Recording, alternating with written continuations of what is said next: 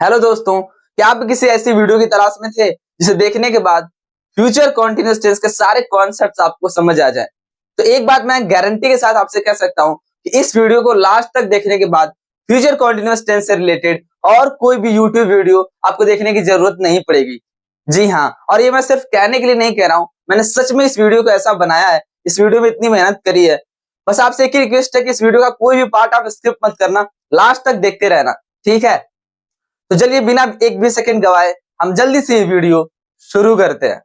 तो इस वीडियो को शुरू करने से पहले मैं आपको बता दूं कि मैं फ्यूचर कॉन्टिन्यूअस टेंस को आपको 3 पार्ट्स में समझाने वाला हूं, 3 स्टेप में समझाने वाला हूं।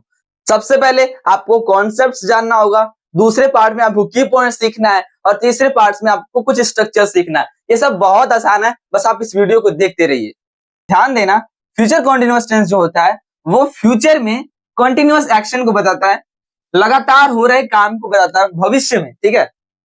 जैसे कि ऐसे वाक्य फ्यूचर कॉन्टिन्यूअस टेंस में आएंगे जिनको पढ़ने से आपको ये पता चलेगा कि जो उस वाक्य में काम हो रहा होगा ना, क्योंकि वाक्य में कोई काम तो जरूर हो रहा होगा, वो काम भविष्य में लगातार जारी रहेगा, भविष्य में किसी समय पर लगातार हो रहा होगा, ठीक है? ऐसे वाक्य फ्यूचर कॉन्टिन्यूअस टेंस में आते हैं। अब हम ट्रिक समझ लेते हैं कि इसकी हिंदी वाक्य की आप पहचान कैसे करोगे। मान लो आपके सामने कोई हिंदी का वाक्य आ गया, आप कैसे पहचानोगे कि वो फ्यूचर कॉन्टिन्यूअस टेंस में है? तो ट्रिक क्या है कि हिंदी वाक्य के अंत में रहा होगा, रही होगी और रहे होंगे इत्यादि शब्द दिया होगा, ठीक है? यही ट्रिक है इसकी, तो समझ जाना कि वो फ्यूचर कॉन्टिन्यूअस टेंस का वाक्य है। एग्जाम्पल के तौर पे आप देख लो, वे लोग कल फुटबॉल खेल रहे होंगे। आप ध्यान से देखो, इस हिंदी वाक्य के लास्ट में आया हुआ है ना, रहे होंगे, समझ गए? तो ये किस टेंस का वाक्य हो गया? फ्यूचर कॉन्टिन्यूअस टेंस का। और देखो कॉन्सेप्ट भी यहाँ पे क्लियर हो रहा है कि भविष्य में फुटबॉल खेलने का काम जारी होगा, ठीक है? कल, है ना, आने वाले कल की बात की जा रही है। तो हम दूसरे पार्ट में जानते हैं कि फ्यूचर कॉन्टिन्यूअस टेंस के वो 4 की पॉइंट्स क्या है ना। नोट्स में जरूर लिखना, ध्यान देना, आप कॉपी पेन लेकर के बैठा करो, ठीक है? क्योंकि नोट्स बनाना बहुत जरूरी है। सबसे पहले की पॉइंट हम देखते हैं, आई और वी के साथ हम शैल बी का यूज करते हैं। ये शैल बी क्या है भाई? ये शैल बी और will be future continuous tense की हेल्पिंग वर्ब होती है। कॉपी पे लिख लो, फ्यूचर कॉन्टिन्यूअस टेंस की हेल्पिंग वर्ब शैल बी या विल बी होती है ना? लेकिन ध्यान देना, जब आपका सब्जेक्ट आई और वी हो, जब आपका सब्जेक्ट आई या वी हो, ठीक है ना, आई या वी में से कोई एक हो सकता है, उसके साथ आपको शैल बी का इस्तेमाल करना है। और मैं आपको एक और बात बताऊं, स्पोकन की दुनिया में हम सब्जेक्ट आई हो, वी हो, चाहे कोई भी सब्जेक्ट हो, है ना, फ्यूचर टेंस के लिए हम विल का ही इस्तेमाल करते हैं, यहाँ पे विल बी का इस्तेमाल करेंगे, ठीक है? लेकिन आप ये ध्यान देना, अगर आप एग्जाम में बैठे हुए हो, रिटन एग्जाम दे रहे हो, तो आप हमेशा आई वी के साथ शैल बी का इस्तेमाल करना। और कोई भी सब्जेक्ट हो, जैसे एनी अदर सब्जेक्ट, और कोई दूसरा सब्जेक्ट हो जो कि दूसरे की पॉइंट में मैंने बताया हुआ है, उसके साथ आपको विल बी का इस्तेमाल करना है, ठीक है? आओ अब तीसरा की पॉइंट समझते हैं ना। मेन वर्ब की फर्स्ट फॉर्म में आईएनजी जरूर लगाना। ये किसी भी कॉन्टिन्यूअस की ट्रिक होती है, ठीक है? चाहे आपका कोई सा भी कॉन्टिन्यूअस टेंस हो, 12 टेंस है ना, 12 टेंस में लगभग छह ऐसे आपको टेंस मिलेंगे जिनमें की कॉन्टिन्यूअस शब्द जरूर आया होगा, जैसे प्रेजेंट का कॉन्टिन्यूअस, पास्ट का कॉन्टिन्यूअस, फ्यूचर का कॉन्टिन्यूअस, वैसे इन तीनों के परफेक्ट कॉन्टिन्यूअस, ठीक है? तो जिस भी टेंस में कॉन्टिन्यूअस वर्ड आ जाए, ध्यान देना, आप उसका कोई सा भी सेंटेंस बनाओ, अफर्मेटिव, नेगेटिव, इंट्रोगेटिव, फर्क ही नहीं पड़ता है, आपको मेन वर्ब की फर्स्ट फॉर्म में आईएनजी जरूर लगाना, ध्यान देना ना, आईएनजी फॉर्म का प्रयोग करना। ये किसी भी कॉन्टिन्यूअस की ट्रिक है भाई। चौथा की पॉइंट क्या है कि जो आपका ये बी है ना, बी, ये जो हेल्पिंग वर्ब शैल बी और विल बी में ये जो बी आ रहा है, ध्यान दो, नोट करो, ये जो बी आ रहा है ना, उसको हमेशा आईएनजी फॉर्म वाली वर्ब के साथ रखना, ये ध्यान देना, है ना? ये जो बी आ रहा है उसको आप किसी भी आईएनजी फॉर्म वाले वर्ब के हमेशा साथ ही रखोगे सेंटेंस में। ये जो शैल बी का बी और विल बी का जो बी है, उसे आईएनजी फॉर्म वाली वर्ब के साथ रखना है, एकदम ध्यान देना। तो इस वीडियो में हम बात करेंगे फ्यूचर कॉन्टिन्यूअस टेंस के वो 5 स्ट्रक्चर्स क्या है।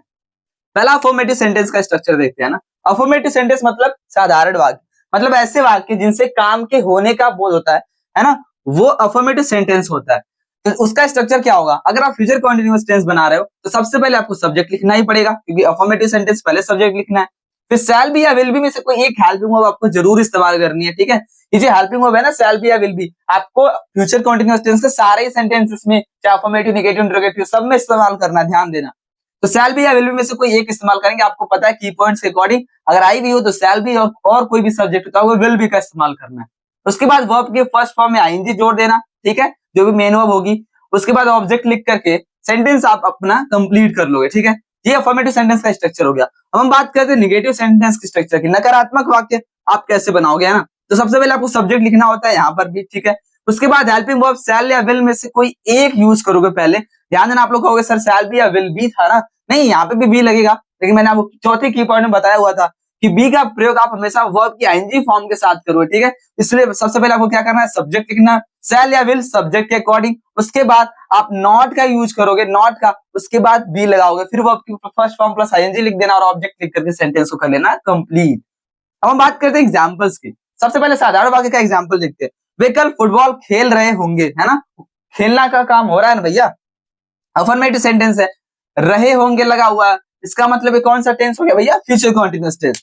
सबसे पहले क्या करते हैं हम अफर्मेटिव सेंटेंस में, सब्जेक्ट लिखेंगे, तो सब्जेक्ट यहाँ पे क्या है, वे, दे लिख लिया। फिर शैल बी या विल बी में से कोई एक लगाना है, तो दे के अकॉर्डिंग आपको विल बी ही लगाना है, अगर आई भी रहता तभी शैल बी यूज होता। उसके बाद वर्ब की फर्स्ट फॉर्म है आईएनजी, यहाँ पे खेलना वर्ब है तो प्ले हुआ फर्स्ट फॉर्म, उसमें आईएनजी लगा दोगे तो बन गया प्लेइंग।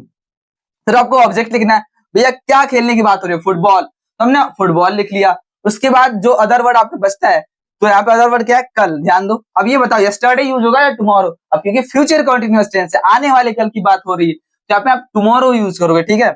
यस्टरडे बीते हुए कल की बात करता है।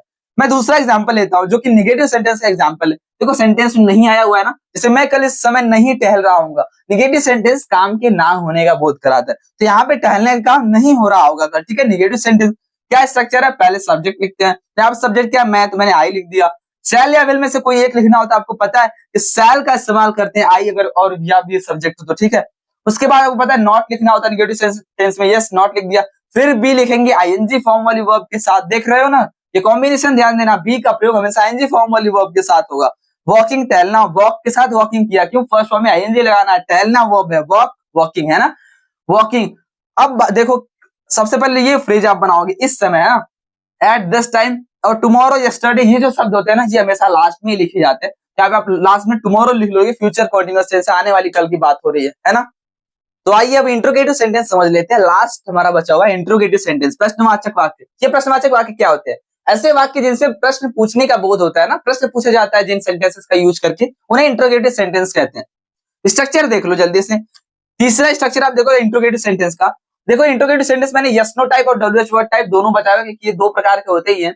तो जिन क्वेश्चन का रिप्लाई आप यस या नो सिंपली कर सकते हो ना, वो यस नो टाइप क्वेश्चन होते हैं। और हिंदी वाक्य की पहचान आप करोगे कि जब हिंदी वाक्य के शुरू में प्रश्न पूछने वाला शब्द क्या आ जाए, तो वो यस नो टाइप का इंट्रोगेटिव सेंटेंस होता है। और जब प्रश्न पूछने वाला शब्द वाक्य के कहीं बीच में आए, हिंदी वाक्य के बीच में आए, समझ जाना वो डब्ल्यूएच वर्ड का इंट्रोगेटिव सेंटेंस है, ठीक है। यस नो टाइप सबसे पहले स्ट्रक्चर देखते हैं। आपको शैल या विल में से कोई एक यूज करना है सब्जेक्ट के अकॉर्डिंग, मैंने की पॉइंट में समझाया है कि कब क्या यूज करते हैं। उसके बाद सब्जेक्ट लिखना है, उसके बाद बी लिखना है। ध्यान देना, बी पहले मत लिख देना, ठीक है। मैंने बताया था कि बी को हमेशा किसके साथ रखना है, वर्ब की फर्स्ट फॉर्म प्लस आईएनजी के साथ। तो हम यहाँ पे बी का यूज करेंगे, फिर तुरंत बी1 प्लस आईएनजी आएगी वर्ब हमारी, उसके बाद ऑब्जेक्ट या अदर वर्ड लिख करके। अब क्योंकि इंट्रोगेटिव सेंटेंस तो लास्ट में प्रश्नवाचक चिन्ह भी जरूर लगा देना, ठीक है। आइए अब हम डब्ल्यूएच वर्ड टाइप स्ट्रक्चर समझते हैं ना। तो हम सबसे पहले डब्ल्यूएच वर्ड्स लिखते हैं। डब्ल्यूएच वर्ड्स क्या हो गए, व्हेन, व्हाई, व्हाट, है ना, वेयर, ये सब डब्ल्यूएच से शुरू होने वाले शब्द हैं और इनसे प्रश्न पूछा जाता है। तो ये डब्ल्यूएच वर्ड्स हो गए, तो इनको आप सबसे पहले लिख लोगे। उसके बाद शैल या विल में से कोई एक ही यूज करना है सब्जेक्ट के अकॉर्डिंग, ठीक है। उसके बाद आप सब्जेक्ट लिख देना। उसके बाद बी, फिर वर्ब की फर्स्ट फॉर्म प्लस आईएनजी। एक बात ध्यान दे रहे हो, ये जो बी है मैं हमेशा वर्ब की फर्स्ट फॉर्म प्लस आईएनजी के साथ रखना, आपको भी वही करना है। उसके बाद ऑब्जेक्ट या अदर वर्ड जो भी दिया हुआ लिख करके इंट्रोगेशन प्रश्नवाचक का चिन्ह लगा लेना, ठीक है। आपको अच्छे समझ आ ही रहा होगा। 5 स्ट्रक्चर देखते हैं हम। 5th number, interrogative negative sentence, प्रश्नवाचक नकारात्मक वाक्य। यह भी प्रश्नवाचक वाक्य का एक टाइप होता है। तो इसमें क्या करना है, इंट्रोगेटिव नेगेटिव सेंटेंस में समझो ये भी दो ही टाइप के होते हैं, एक यस नो टाइप और एक डब्ल्यूएच वर्ड टाइप, ठीक है। बस ध्यान देना, आपको सेम स्ट्रक्चर, कोई और स्ट्रक्चर लर्न करने की जरूरत नहीं है इसके लिए अलग से। आपको अगर interrogative negative sentence yes no type का दिखाई देता है, आपको ये वाला स्ट्रक्चर यूज करना है, जी हाँ यही वाला। और अगर interrogative negative sentence WH word type का दिखाई देता है, आपको ये चौथा स्ट्रक्चर यूज करना है, डब्ल्यूएच वर्ड वाला। बस एक ही डिफरेंस है कि अगर आप इंट्रोगेटिव नेगेटिव सेंटेंस बना रहे हो और अगर आप ये वाला स्ट्रक्चर यूज कर रहे हो, तो ध्यान देना सब्जेक्ट के तुरंत बाद नॉट का इस्तेमाल करना, सब्जेक्ट के तुरंत बाद नॉट का इस्तेमाल करना। बाकी सेम स्ट्रक्चर ये दोनों वाला आप कॉपी करोगे, कोई दिक्कत नहीं है। जैसे अगर मैं आपको यस नो टाइप का इंट्रोगेटिव नेगेटिव स्ट्रक्चर बता रहा हूं, सबसे पहले आपको शैल या विल में से कोई एक, सेम स्ट्रक्चर यही होगा। उसके बाद सब्जेक्ट, बस ध्यान देना सब्जेक्ट के तुरंत बाद हम यहाँ पे नॉट का इस्तेमाल करने वाले, क्योंकि इंट्रोगेटिव नेगेटिव बना रहे हो आप, तो सब्जेक्ट के तुरंत बाद नॉट, फिर उसके बाद बी प्लस वर्ब के फर्स्ट फॉर्म प्लस आईएनजी, फिर ऑब्जेक्ट लिख करके आप क्वेश्चन मार्क लगा लोगे, आपका इंट्रोगेटिव नेगेटिव सेंटेंस का स्ट्रक्चर बन जाएगा। तो अब हम इस वीडियो के आखिरी पड़ाव पर पहुंच चुके हैं। जी हाँ, अब हमें सिर्फ इंट्रोगेटिव सेंटेंस से कुछ हिंदी वाक्य देख लेने हैं। हिंदी का वाक्य आप देखो, आपके सामने लिखा हुआ है, क्या तुम कल मंच पर नाच रहे होगे, है ना। यहाँ पे सबसे पहले आपको दो तीन बातें ध्यान रखनी है। देखो इस वाक्य के आखिरी में रहा होगा, रही होंगी, रहे होंगे की में एक कोई आया हुआ है ना, तो देखो यहाँ पे रहे होंगे आया हुआ है, इससे हमें पता चलता है कि फ्यूचर कंटीन्यूअस टेंस का हिंदी वाक्य है ना। अब यहाँ पे प्रश्न पूछने वाला शब्द जो क्या है वो वाक्य के शुरू में कहीं पे आया है ना, शुरू पे आया है। देखो तो ये क्या हो गया, ये यस नो टाइप का इंट्रोगेटिव सेंटेंस हो गया। तो अब हमें यस नो टाइप वाला स्ट्रक्चर यूज करना है। कॉपी में मैंने बोला था कि आप स्ट्रक्चर नोट कर लो, जिसने नहीं नोट किया वो वीडियो को पीछे जाए करके, है ना, और स्ट्रक्चर नोट करके आओ, तब ये आपको समझ आएगा। तो देखो सबसे पहले आपको वहां पे विल या शैल में से कोई एक यूज करना है यस नो टाइप के लिए। तो मैंने विल का यूज किया। क्यों विल का यूज किया? क्योंकि विल या शैल सब्जेक्ट के अनुसार यूज होते हैं और इस सेंटेंस का सब्जेक्ट है तुम। और बताओ यू के साथ मैंने क्या समझाया हुआ है की पॉइंट में, यू के साथ आपको विल का यूज करना होता है, विल बी का यूज करना होता है, ठीक है। तो मैंने विल बी का इसलिए नहीं यूज किया क्योंकि बी को तो रखना है वर्ब की आईएनजी फॉर्म के साथ। तो सबसे पहले आपको विल का यूज करना है, हमने विल का यूज किया। फिर आपको सब्जेक्ट लिखना होता है, लिख लिया हमने सब्जेक्ट यू। फिर उसके बाद बी डांसिंग, वर्ब यहाँ पे क्या है, नाचना। तो हमने डांस का डांसिंग किया क्योंकि कंटीन्यूअस टेंस है ना, future continuous tense, ING form use होगा। उसके बाद स्टेज पर नाचने की बात हो रही है, मंच पर नाचने की बात हो रही है तो हम ऑन द स्टेज फ्रेज का प्रयोग करेंगे। उसके बाद कल, ठीक है ना, कल की बात हो रही है तो हम टुमारो लगाएंगे क्योंकि फ्यूचर टेंस का सेंटेंस है, तो आने वाले कल की बात होगी टुमारो।